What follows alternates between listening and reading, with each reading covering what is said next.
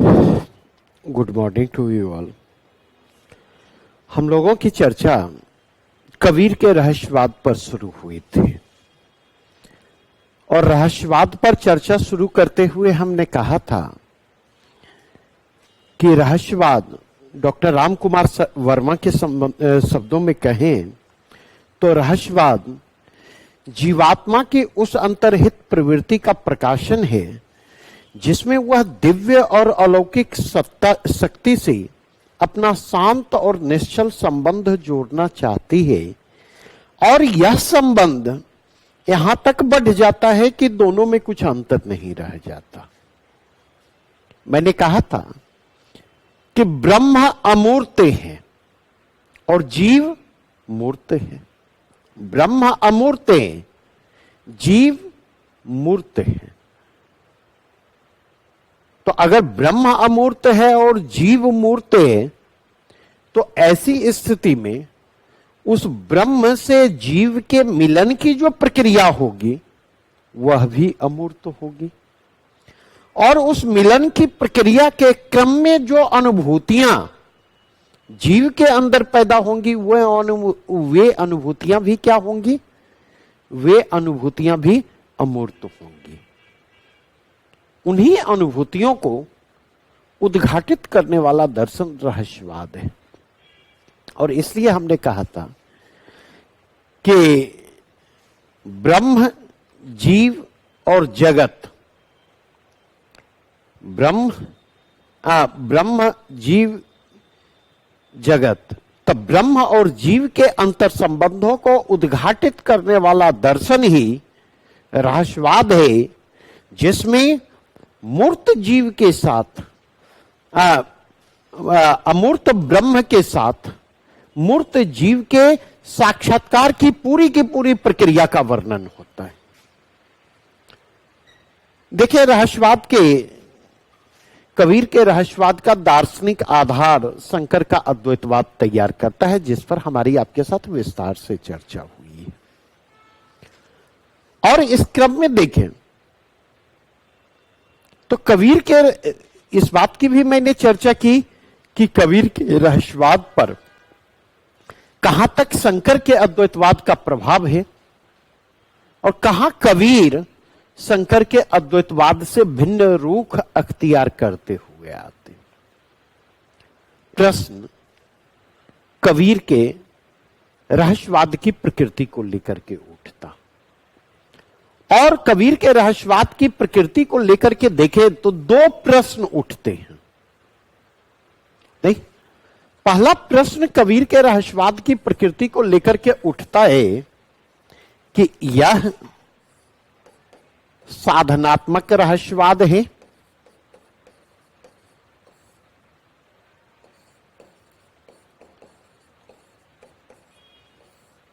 या इसे हम भावात्मक रहस्यवाद माने।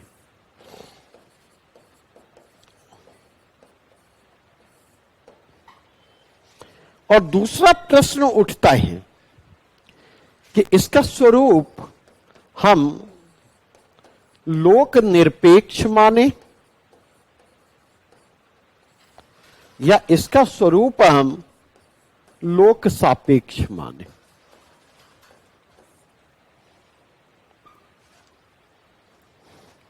नहीं, अगर कबीर के रहस्यवाद को हम साधनात्मक रहस्यवाद कहते तो ऐसा कहने के पीछे रीजन क्या है? हठयोग साधना नाथ पंथ की पृष्ठभूमि,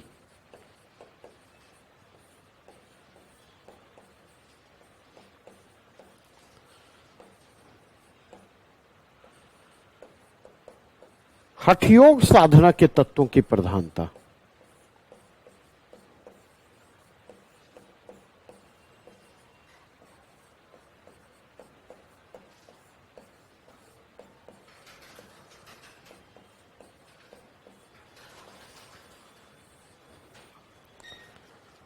और अगर कबीर के रहस्यवाद का स्वरूप भावात्मक है तो इसका कारण क्या है?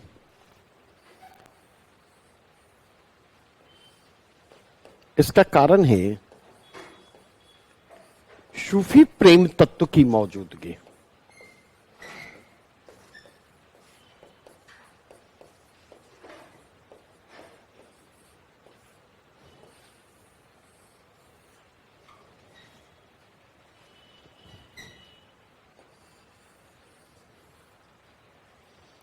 अगर कबीर का रहस्यवाद लोक निरपेक्ष है तो इसका कारण क्या है? इसका कारण ही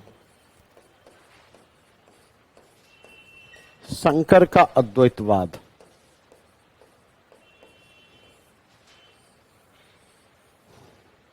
जो किस पर जोर देता है? तो शंकर का अद्वैतवाद जो ब्रह्म और जीव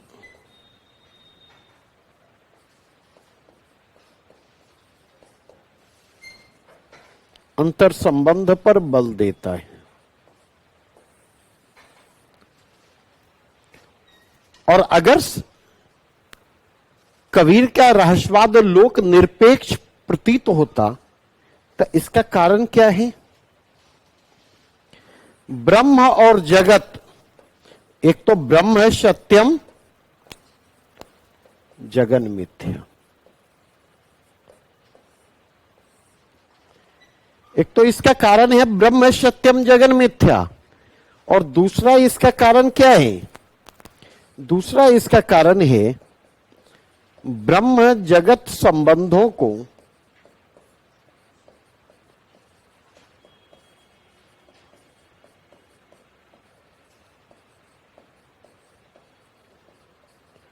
अपेक्षित महत्व नहीं।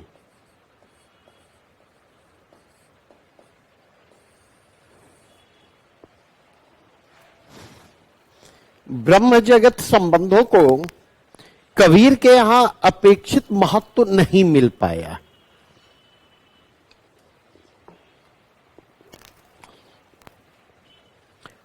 अब अगर इसके कंटेक्स्ट में देखें, अगर कबीर के का रहस्यवाद लोक सापेक्ष प्रतीत होता तो इसका कारण क्या है?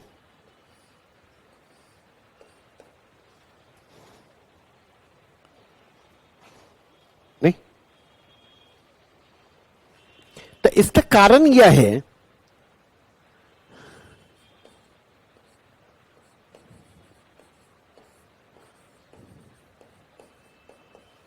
जागतिक चिंताओं को अभिव्यक्ति।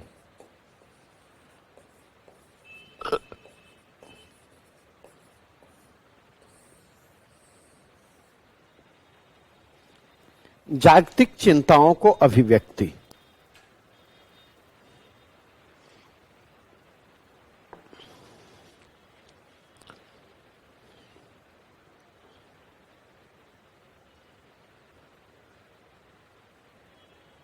बातें स्पष्ट हुई? अब अगर इसके कंटेक्स्ट में देखें, इसके कंटेक्स्ट में देखें तो थोड़ा सा इससे इतर हटता, ताकि चीजों को समझना आसान हो आपके लिए। एक प्रश्न पूछा गया है, अगर आपने देखा होगा, प्रश्न लिख लें। रसिकों की सम्मति में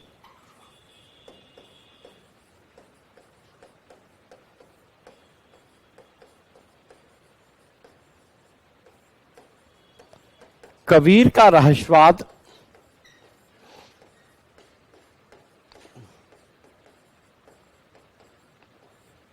रूखा है।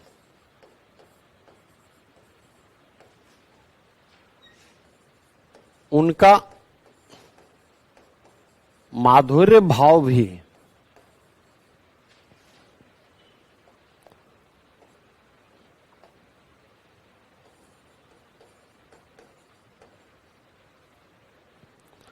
उनका माधुर्य भाव भी उन्हें फीका लगता है।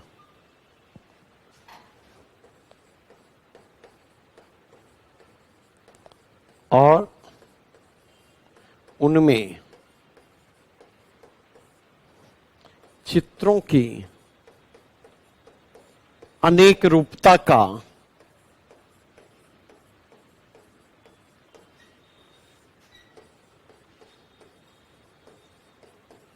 अभाव दिखता है।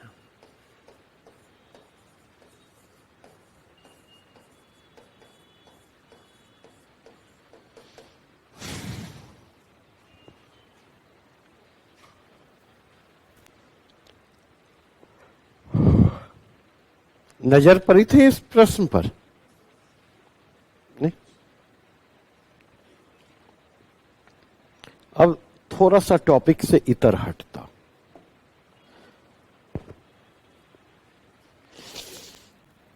अगर मैं आपसे पूछूं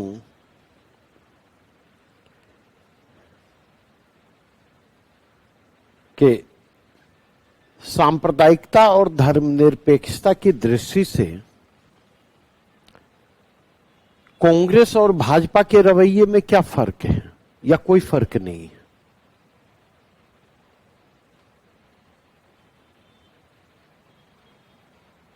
कहेंगे इस प्रश्न से उसका क्या संबंध? तब मैं लौटूंगा, लेकिन पहले मेरे इस प्रश्न का उत्तर दें। कोई फर्क आपको लगता है या कोई फर्क नहीं लगता?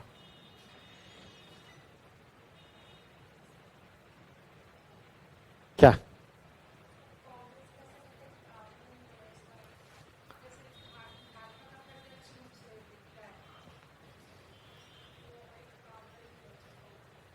और कांग्रेस का? और कुछ?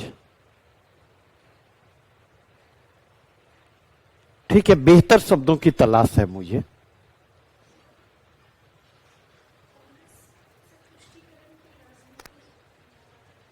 तो वो भी तो वही है, वो भी तो धर्मनिरपेक्ष चरित्र पर प्रश्न चिन्ह नहीं लगता है ना? नहीं। और धर्मनिरपेक्ष चरित्र पर प्रश्न चिन्ह लगाता हुआ तुष्टीकरण अपने आप में सांप्रदायिकता का आधार तैयार करते हैं। तो फिर अंतर क्या रह गए? क्या? बीजेपी ज्यादा आक्रामक तरीके से शायद। क्या समय का क्या अंतर होगी? क्या मांग थी? आज कांग्रेस भी है, बीजेपी भी है, उस समय भी बीजेपी थी, उस समय भी कांग्रेस।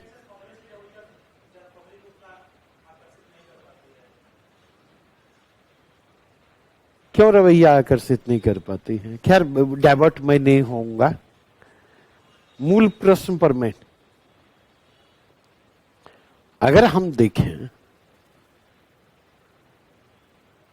तो कई मसले पर आप देखेंगे भाजपा भी धर्मनिरपेक्ष मुद्दों और धर्मनिरपेक्ष अप्रोच को अपनाती हुई दिखाई पड़ती कई मसलों पर। नहीं, अगर भाजपा ने इंस्टेंट ट्रिपल तलाक के अगेंस्ट आवाज उठाई तो क्या यह सेक्युलर स्पिरिट के अनुरूप है या उसके अगेंस्ट है? क्या लगता है आपको? सेक्युलर स्पिरिट के अगेंस्ट है?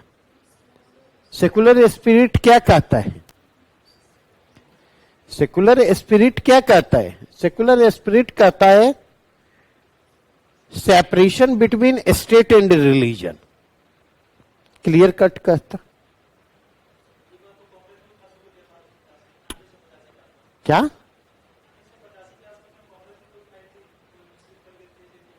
कहां कांग्रेस कहां उठाई थी? कहां? अब ये बतलाइए कौन सा किस यूनिवर्सिटी में आजकल पढ़ाई कर रहे हैं? शायद जैसे आता है ना, तो शायद जैसे आप जोड़ते तो शायद शब्द आपके 100 खून को माफ कर देता है, नहीं कर देता है? क्योंकि शायद का मतलब शायद नहीं भी होता है। मेरी बातें समझ रहे हैं ये? अगर भाजपा यूनिफॉर्म सिविल कोड की बात करती है, नहीं, तो वह सेकुलर स्पिरिट के अनुरूप है। और अगर कांग्रेस मुस्लिम तुष्टीकरण की बात करती है तो वह सेकुलर स्पिरिट के अगेंस्ट है, या compromises with secular credential and secular ideals. बातें स्पष्ट हो रही। तो अगर आप इस कंटेक्स्ट में जाकर के देखें तो मैं जो बातें कहना चाहता हूं, तो क्या इसके आधार पर कांग्रेस को सांप्रदायिक पार्टी कहा जाए, और क्या भाजपा को इसके आधार पर सेकुलर क्रेडेंसी मतलब धर्मनिरपेक्ष पार्टी कहा जाए? अगर ये मेरे बायसनेस नहीं है, तो दरअसल दोनों में फर्क जो है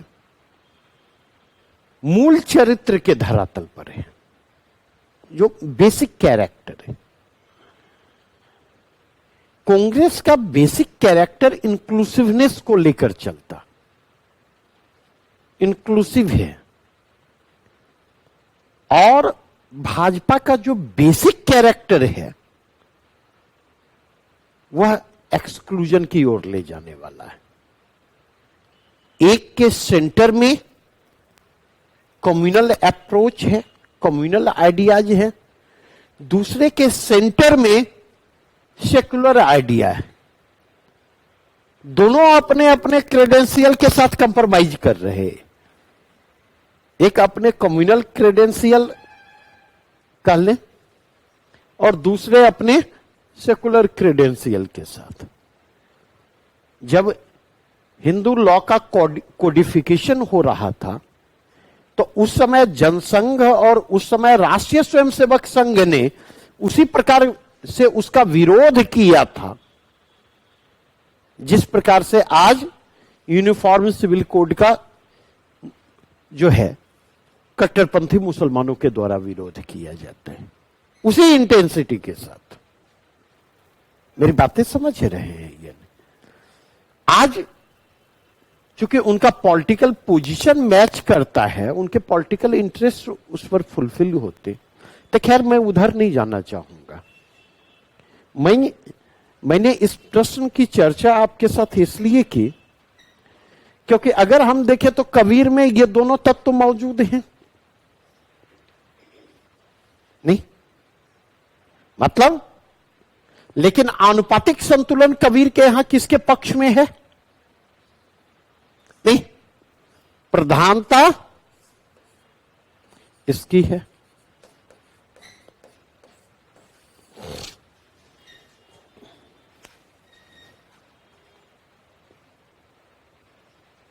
नहीं, कबीर के यहां ये दोनों चीजें हैं, लेकिन प्रधानता किसकी है?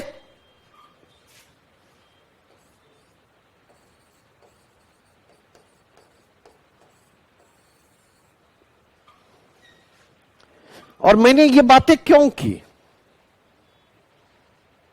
प्रश्न आपके सामने रखा ताकि प्रश्न के जरिए चीजें ज्यादा बेहतर तरीके से स्पष्ट हो। तीन बातें की जा रही हैं।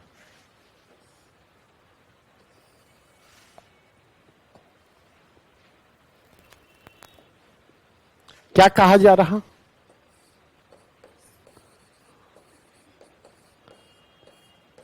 कबीर का रहस्यवाद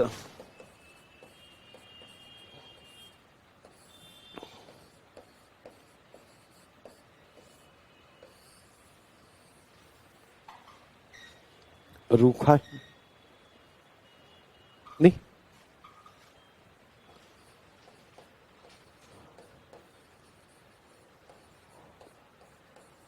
माधुर्य भाव क्या है? फीका है। और चित्रों में अनेक रूपता का अभाव दिखाई पड़ता।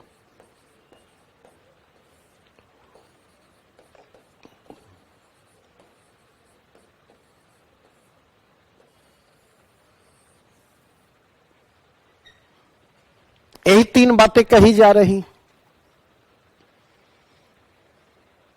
और यह टिप्पणी जो की गई है, यह टिप्पणी आचार्य शुक्ल की।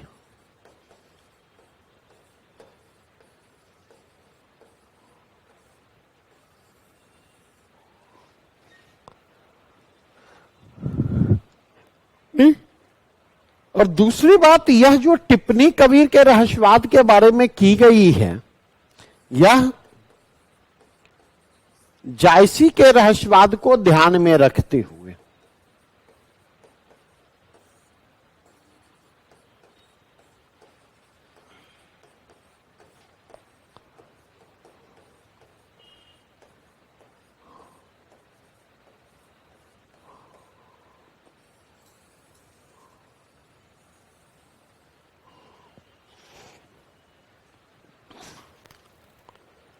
यह काम किया गया है जायसी के रहस्यवाद को ध्यान में रखते हुए। बातें ये समझ में आ रही हैं या नहीं? क्योंकि अगर इस प्रश्न को मैं कहूं कबीर का रहस्यवाद रूखा है, तो एक प्रश्न अपने से पूछो, किसका रहस्यवाद रूखा नहीं है?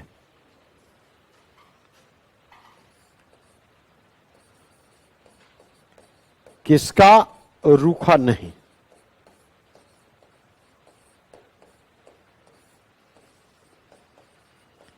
तो जायसी का।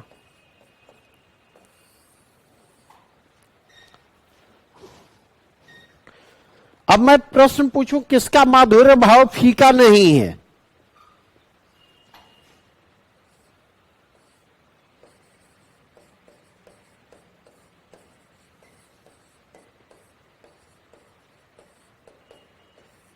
तो उत्तर आएगा जायसी का। अगर मैं यह पूछूं किसके चित्रों में अनेक रूपता का अभाव नहीं है,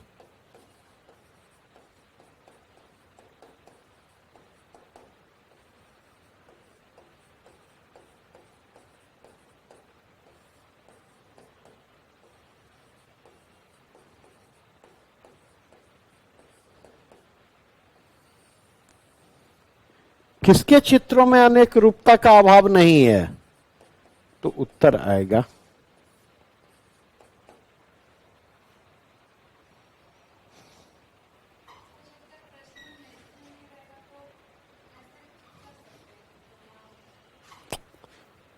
प्रश्न में मेंशन नहीं है। सवाल यह उठता है, कोई भी पंक्ति कहीं से पिक की जा रही है? नहीं, या तो किसी आर्टिकल से पिक की जा रही हो, किसी बुक से पिक की जा रही है, नहीं। और अगर पिक की जा रही है वह पंक्ति, तो कुछ न कुछ उसका कंटेक्स्ट होगा या कंटेक्स्ट नहीं होगा? उसका कंटेक्स्ट होगा, नहीं। जब मेरी आपके साथ चर्चा हो रही थी तो हमने आचार्य शुक्ल की चर्चा करते हुए क्या कहा था?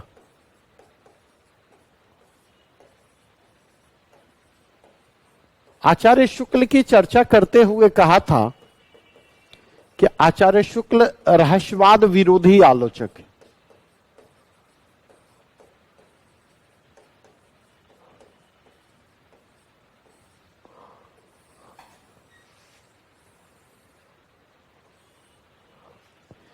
आचार्य शुक्ल रहस्यवाद विरोधी आलोचक है, नहीं। और अगर आचार्य शुक्ल रहस्यवाद विरोधी आलोचक हैं, तो उसी रहस्यवाद विरोध के कारण ना आप अगर जाकर के देखें तो सिद्धोनाथों,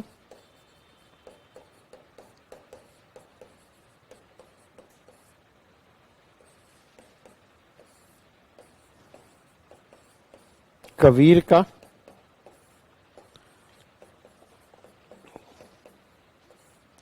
छायावाद का,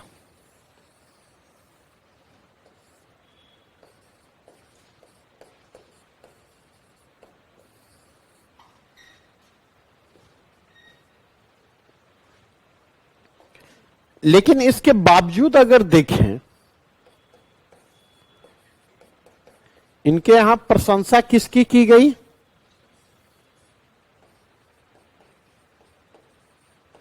जायसी के रहस्यवाद की। क्या कहते हुए?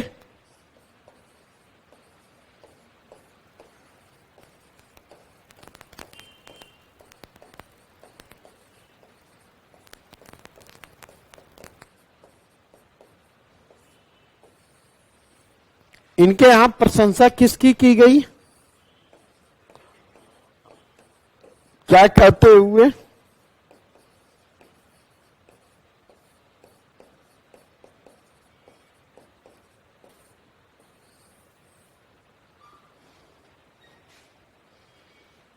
हमेशा एक चीज ध्यान रखो, स्टेटमेंट बेस्ड जो प्रश्न होते हैं ना, उन प्रश्नों को ज्यादा बेहतर तब लिखा जा सकता है जब उस स्टेटमेंट के कंटेक्स्ट का हमें पता हो, किस कंटेक्स्ट में वो बातें की जा रही है। क्योंकि अगर हमें ये पता है तो हम उस पर्टिकुलर कंटेक्स्ट को भी कवर करने की स्थिति में होंगे और उससे इतर चीजों को भी हम कवर करने की स्थिति में होंगे, तो ज्यादा डायमेंशन शामिल होंगे। और अगर कंटेक्स्ट हमें पता नहीं है, तब तो जो डायमेंशन अनुमान लगा पाने की स्थिति में है या जो स्टेटमेंट से उभर रहा है उसी को हम पकड़ेंगे। तो तुम खुद सोच करके देखो किसमें विस्तार और व्यापकता और गहराई ज्यादा होगी, पहले वाले में जब कंटेक्स्ट की जानकारी नहीं है या दूसरे वाले में? अब बातें समझ में आई नहीं? तो अगर इस कंटेक्स्ट में देखें, ये लाइन समझ में आ गया? कभी किसका रूखा नहीं है? तो जायसी का रूखा नहीं है। क्यों रूखा नहीं है? अब प्रश्न के उत्तर तलाशो। कबीर का रहस्यवाद रूखा क्यों है? क्योंकि हठयोग साधना के तत्वों की प्रधानता।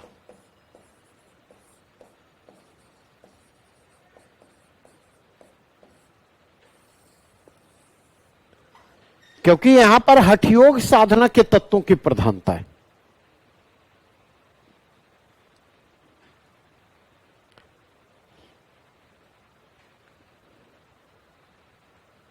नहीं, और हठयोग साधना के तत्वों की प्रधानता के कारण क्या है?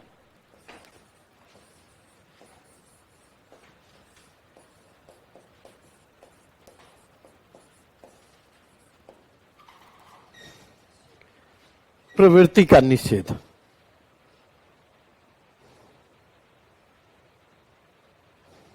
ठीक है। किसका माधुर्य भाव फीका, क्यों फीका है? क्योंकि हमन दुनिया से यारी क्या,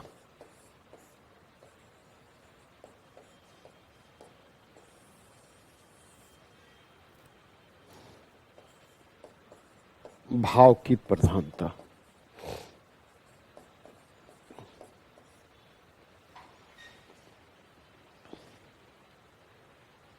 नहीं, चित्रों में अनेक रूपता का अभाव क्यों है? क्योंकि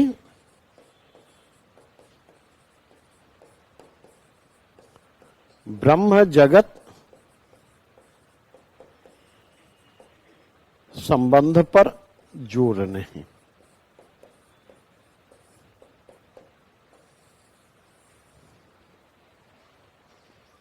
जगत के नानाविध रूपों में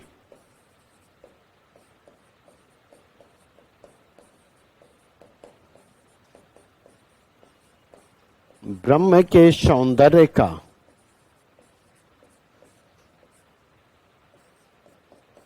निदर्शन नहीं।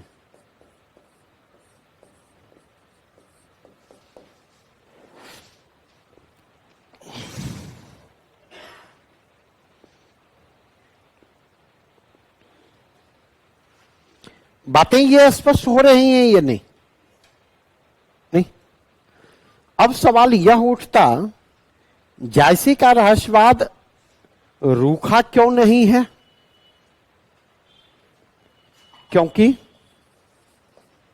इसमें सूफी प्रेम तत्व की प्रधानता,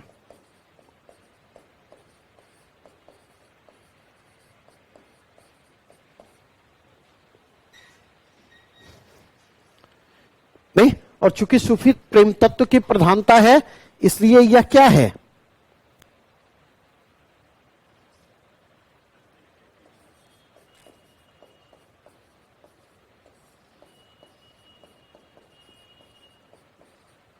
भावात्मक रहस्यवाद। माधुर्य भाव फीका क्यों लगता? माधुर्य भाव के फीका लगने का कारण, फीका नहीं लगने का कारण, तो इसका कारण है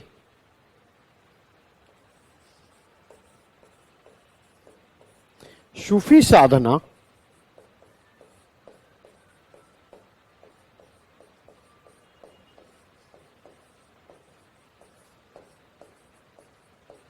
सूफी मत में दुनिया से यारी पर जोर,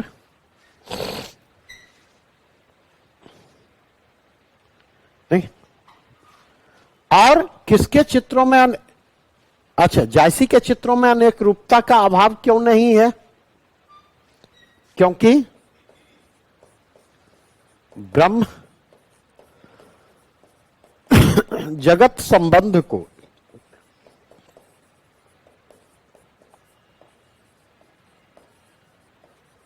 अहमियत नहीं,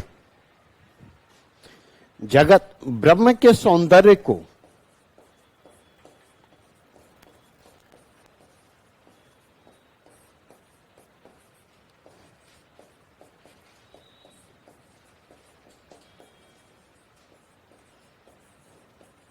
जगत में मुखरित होते देखना,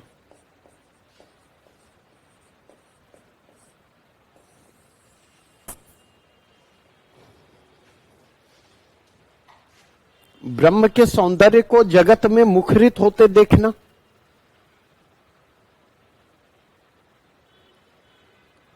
नहीं, बस एक चीज ध्यान में रखना है, ये जितना ब्लू वाला है, यहां पर हमें इंडिकेटिव अप्रोच को अपनाना है।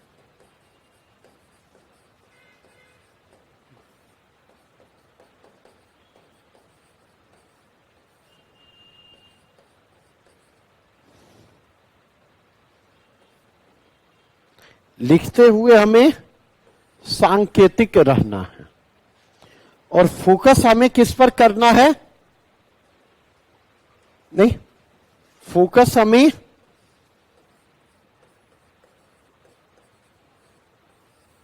क्योंकि प्रश्न तो हमारा यह है ना। अब बातें स्पष्ट हुई? नहीं, वापस लौटू मैं।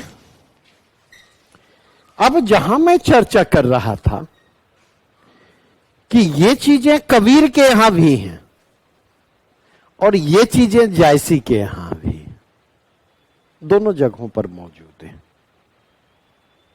ये तमाम चीजें जायसी के यहां भी मौजूद।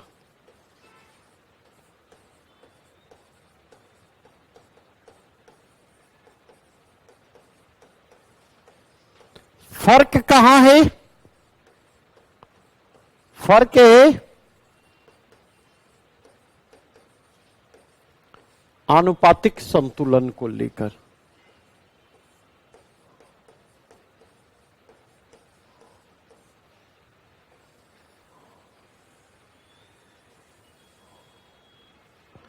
फर्क है आनुपातिक संतुलन को लेकर।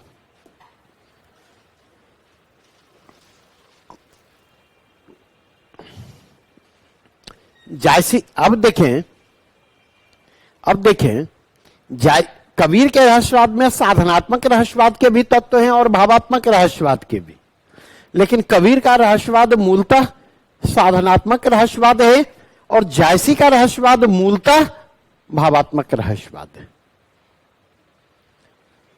नहीं, अगर आप देखें तो कबीर और जायसी दोनों के रहस्यवाद में लोक सापेक्षता और लोक निरपेक्षता के तत्व मौजूद हैं।